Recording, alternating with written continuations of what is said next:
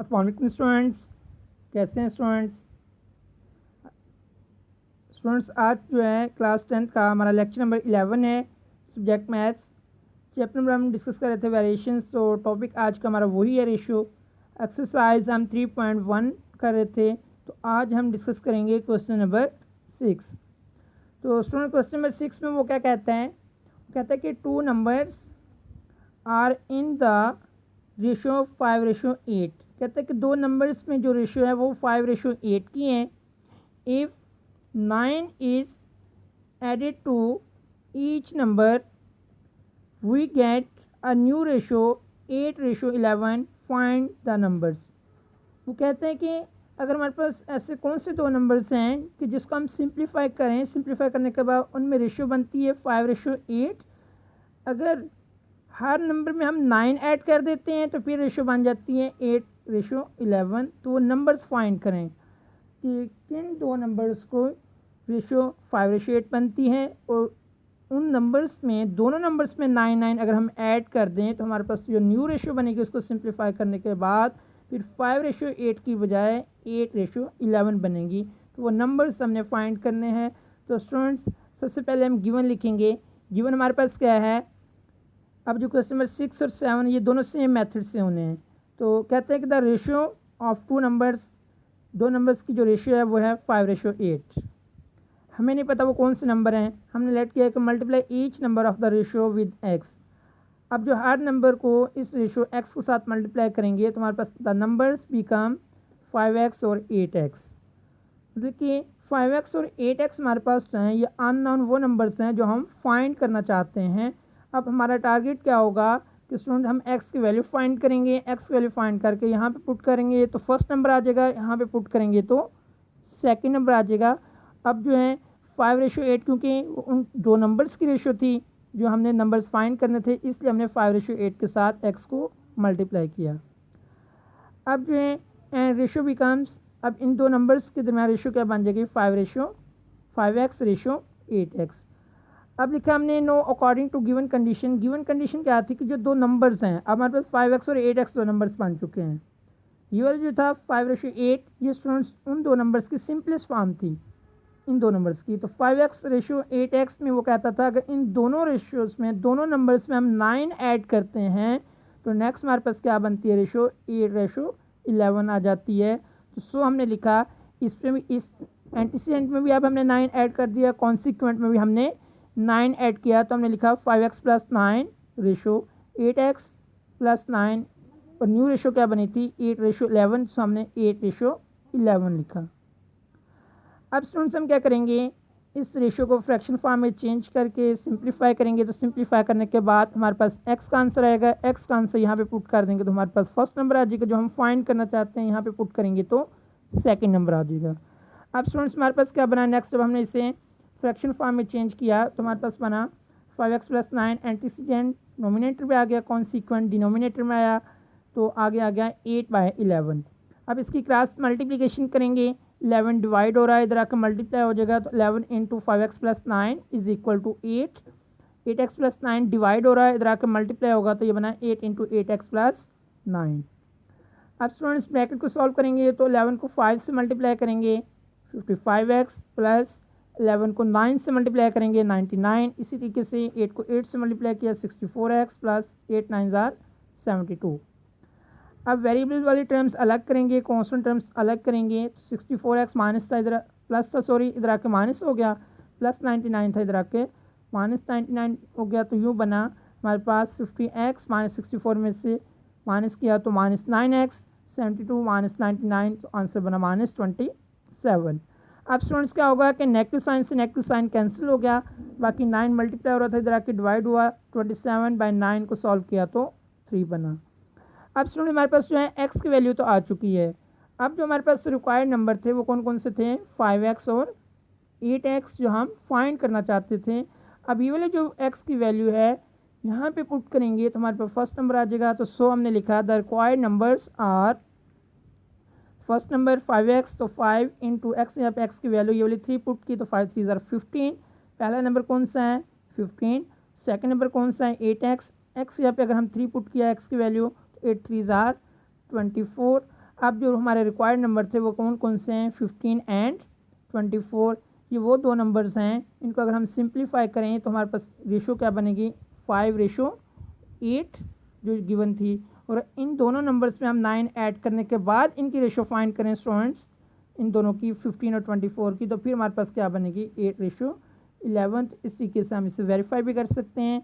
अब 15 और 25 हमारे रिक्वायर्ड आंसर होंगे। तो सेम इसी तरीके से आपने क्या करना है स्टूडेंट, क्वेश्चन नंबर इसका 7 आपने खुद सॉल्व करना है। सेम टू सेम, जस्ट क्या है वहाँ पे वैल्यूज़ चेंज हैं। तो नेक्स्ट हम क्वेश्चन देखते हैं स्टूडेंट्स। तो नेक्स्ट हमारे पास स्टूडेंट्स क्वेश्चन नंबर 8 है। क्वेश्चन नंबर 8 और जो क्वेश्चन नंबर 11 है ये है प्रोपोर्शन वाले टॉपिक से। ये इंशाल्लाह हम नेक्स्ट लेक्चर में सॉल्व करेंगे इसको। तो क्वेश्चन नंबर 9 और 10 देखते हैं। तो क्वेश्चन नंबर 9 में वो कहता है कि if A/B is equal to 7:6, हमारे पास गिवन है A/B किसकी इक्वल है, 7:6 के। वो कहता है कि find the value of 3A + 5B/7B - 5A। अब इस स्टेटमेंट में स्टूडेंट्स वो ये कहता है कि A/B की तो हमारे पास गिवन वैल्यू है जो किसकी इक्वल है, 7:6 के। इसको अगर हम फ्रैक्शन फॉर्म में चेंज करें तो A/B की वैल्यू कितनी हो जाएगी, 7/6। जबकि हम फाइंड क्या करना चाहते हैं, हम फाइंड ये करना चाहते हैं कि 3A + 5B/7B - 5A की वैल्यू फाइंड करना चाहते हैं कि इनका आंसर क्या बनेगा। तो जो हम फाइंड करना चाहते हैं उसको हम सिंप्लीफाई करेंगे। तो इसी रेशियो को हमने फ्रैक्शन फॉर्म में चेंज किया, 3A + 5B/7B - 5A। अब स्टूडेंट्स हमारा टारगेट ये है कि आप जो है ना, ये जो A और B है इसके हमने वैल्यू फाइंड करनी है। तो A और B के अलग अलग तो हमारे पास वैल्यू नहीं है, जबकि A/B के हमारे पास वैल्यू है 7/6। तो इसमें हम क्या कर सकते हैं कि इसमें जो A और B अलग अलग हैं इससे हम A/B बनाएंगे। तो इसको बनाने के लिए हम क्या करेंगे, नोमिनेटर को भी B पे डिवाइड कर देंगे, डिनोमिनेटर को भी हम B पे डिवाइड करेंगे। तो हमने लिखा है dividing nominator and denominator by B। तो नेक्स्ट हमारे पास स्टूडेंट स्टेप बना कि 3A + 5B को नोमिनेटर को B पे डिवाइड किया तो 3A + 5B/B, ये फ्रैक्शन फॉर्म आ गई। इसी तरह से 7B - 5A को B पे डिवाइड किया तो 7B - 5A/D। अब स्टूडेंट यहाँ पे क्वेश्चन ये बनता है कि हमने A के साथ क्यों नहीं डिवाइड किया है, B के साथ ही क्यों डिवाइड किया है। स्टूडेंट्स अगर हम एक साथ डिवाइड करते तो डिनोमिनेटर में आ जाना था A यहाँ पे, तो जो हमारे पास बन जाना था B/A फॉर्म। तो जबकि हमारे पास गिवन क्या था, A/B की वैल्यू थी, इसलिए हमने A पे नहीं डिवाइड किया, क्योंकि A पे डिवाइड करने से A से A कैंसिल हो जाना था तो B/A बन जाना था। इसका हमें रेसिप्रोकल लेना पड़ना था, इसलिए हमने ऐसा नहीं किया। हमने सीधा काम किया है कि B पे डिवाइड किया, ताकि जब इसको अलग अलग डिवाइड करेंगे तो ये बन जाएगा A/B और ये B से B कैंसिल हो जाएगा। इस तरीके से हमारे पास A/B बना, A/B की हम वैल्यू पुट कर सकेंगे। अगर हम एक साथ करते तो यहाँ पे फिर B/A बन जाना था, जो हमारे पास वैल्यू नहीं थी, इसलिए हमने B के साथ ही डिवाइड किया। अब स्टूडेंट्स हमारे पास जो है नेक्स्ट स्टेप बनेगा कि 3 इंटू, अब B को इस पर अलग डिवाइड करेंगे तो A/B प्लस इसको डिवाइड करेंगे तो B से B कैंसिल, 5 बना। इस तरीके से नीचे वाले डिनोमिनेटर में B को इस पे B पे डिवाइड करेंगे तो B से B कैंसिल, 7 माइनस इसी से B को इस पे डिवाइड करेंगे तो ये बना 5AB। अब स्टूडेंट इसमें देखें A/B नोमिनेटर में भी है, डिनोमिनेटर में भी A/B है, तो A/B ही हम बनाना चाहते थे ताकि हम उसकी वैल्यू पुट कर सकें जो कि 7/6 है। तो वही हमने नेक्स्ट स्टेप में 3 इंटू AB की वैल्यू पुट की 7/6 प्लस 5 सेम 7 माइनस 5 AB की हमने वैल्यू पुट की 7/6। अब स्टूडेंट्स हमारे पास नेक्स्ट स्टेप क्या होगा कि 3 को 7 से मल्टीप्लाई करेंगे तो 21/6 प्लस 5 7 माइनस 5 को 7 से मल्टीप्लाई करेंगे 7 5 जार 35/6। अब स्टूडेंट्स नेक्स्ट हम क्या करेंगे कि इसका हम एलसीएम लेंगे तो 6 एलसीएम आएगा, क्योंकि जिसका डिनोमिनेटर नहीं होता उसका डिनोमिनेटर 1 होता है। तो हमने 6 लिखा, तो 21 प्लस 5 6 आर 30, नीचे डिनोमिनेटर में भी 6 एलसीएम आया तो 7 6 आर 42 माइनस 35 सेम। अब स्टूडेंट जब डबल डिनोमिनेटर आ जाएं और उन दोनों के डिनोमिनेटर सेम हो तो डिनोमिनेटर से डिनोमिनेटर कैंसिल हो जाता है। बाकी हमारे पास 21 प्लस 30 कितना बना, 51, 42 में से 35 माइनस किया तो 7।